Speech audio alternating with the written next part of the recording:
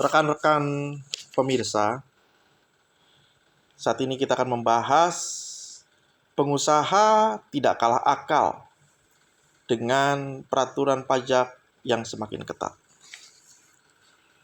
Yang namanya pengusaha akan mengusahakan dengan data, mengusahakan dengan bukti, dan mengusahakan dengan aliran dana supaya pajaknya sehemat mungkin. Untuk supaya usahanya tetap langgeng. Selain itu, namanya pengusaha, itu sih dia sudah berusaha bekerja keras cari duit. Tentu dia nggak rela duitnya ditagih begitu saja sama kantor pajak. Karena dia merasa udah capek-capek dia nyari duit. Kok begitu ditarifkin segitu begitu saja, dia tentu nggak akan rela. Ya, yang pertama itu. Yang kedua, perlu disadari bahwa pengusaha juga melihat bahwa di Indonesia tingkat korupsinya tinggi dan melihat bahwa seringkali ada oknum-oknum di pemerintahan atau di kantor pajak atau di orang yang berkuasa ya, itu tentu ingin memanfaatkan untuk kepentingan pribadi. Sehingga terjadi additional cost, tambahan biaya bagi si pengusaha. Nah, itu yang membuat Indonesia termasuk jadi untuk para pengusaha itu jadi ekonomi biaya tinggi. Karena yang pertama, selain pajak, ya di luar tarif yang resmi kadang-kadang ada yang mencari-cari kesalahan ataupun ya seperti itulah ya.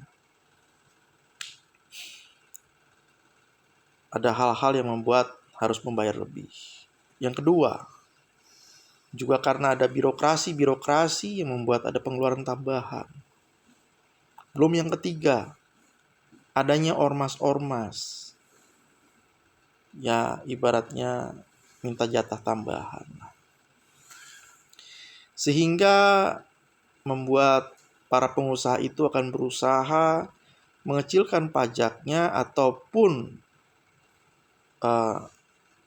meningkatkan margin labanya.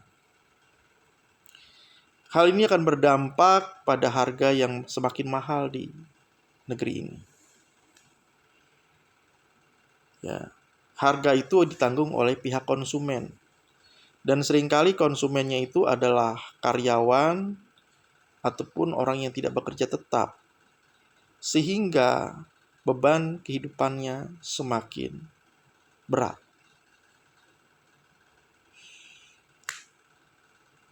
Maka tidak salah lagi jika ada beberapa penelitian terakhir menyatakan bahwa jumlah kalangan menengah Indonesia menurun sekitar 10 juta orang, turun kelas yang mengarah ke kemiskinan. Dikarenakan ya faktor kenaikan harga dan menurunnya daya beli. Hal ini perlu dicermati untuk perkembangan ke depan. Yang namanya pengusaha itu nggak akan kalah akal. Mereka bisa jadi bayar konsultan, mereka bisa bayar petugas pajaknya, mereka bisa bikin perusahaan cangkang, mereka bisa pindah warga negara sekalian kalau perlu. Pengusaha itu nggak kehilangan akal. Nah, tinggal bagaimana si pembuat peraturan, pengawas peraturan, pelaksana peraturan di Indonesia itu membuat supaya wajib pajak itu tetap betah jadi warga negara Indonesia. Supaya tetap menyumbang pajak. Kalau sampai pindah warga negara, otomatis pajak yang dibayar akan berkurang. Pajak perusahaannya untuk Indonesia, tapi pajaknya pribadi itu akan beralih ke negara yang lain kalau dia sudah pindah warga negara. Hal ini perlu disadari, perlu dicermati. Karena sudah lebih dari 1.000-an orang Indonesia pindah ke warga negara Singapura, belum negara lain. Ya, hal ini perlu dicermati bahwa faktor-faktor seperti pajak ini bisa bikin orang nggak betah dan pindah warga negara, sekaligus pindah domisili ke luar negeri. Perusahaannya tetap ada di Indonesia, tapi sebagai badan usaha asing. Begitu. Demikian dari saya. Jangan lupa klik subscribe, klik like, tekan tombol lonceng, komentar, dan share. Terima kasih.